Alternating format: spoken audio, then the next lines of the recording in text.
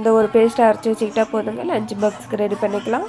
இஞ்சி, பூண்டு, பச்சை மிளகாய், வெங்காயம், தக்காளி, புதினா, கொத்தமல்லி போட்டு நைஸாக அரைச்சி எடுத்து வச்சுக்கலாங்க.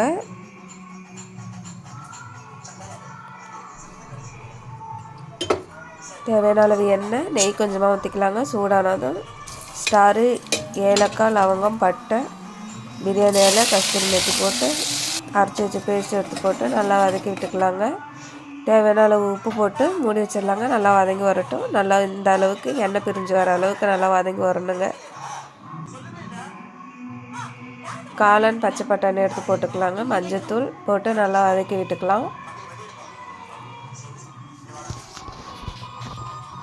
நல்லா வதங்கி வந்ததும் 1 கிளாஸ் ரைஸுக்கு 2 கிளாஸ் தண்ணி ஊற்றிக்கலாங்க. கலக்கி விட்டுட்டு கரம் மசாலா, சிக்கன் மசாலா, பெருங்காயத்தூள் போட்டு கலக்கிட்டுக்கலாங்க. இந்த டைமில் காரம் உப்பு பார்த்து அளவாக போட்டுக்கலாங்க. தண்ணி கொதி வந்ததும் அரிசி எடுத்து போட்டுக்கலாங்க.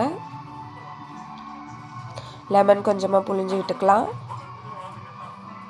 நெய் கொஞ்சமாக ஊற்றி மூடி வச்சிடலாங்க. 3 விசில் வந்த பிறகு ஆஃப் பண்ணிக்கலாம். சாப்பாடு ரெடி ஆகிடுச்சிங்க.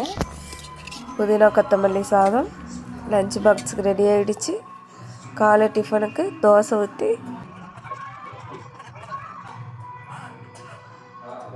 தோசைக்கு சாம்பார், பருப்பு சாம்பார், புதினா கொத்தமல்லி ரைஸ்,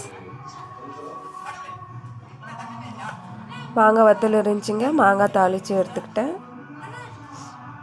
இதாங்க இன்றைக்கி எங்கள் வீட்டு சமையல். சிம்பிளான சமையல். இந்த வீடியோ பிடிச்சா லைக் பண்ணுங்கள், ஷேர் பண்ணுங்கள், சப்ஸ்கிரைப் பண்ணுங்கள். பாய்.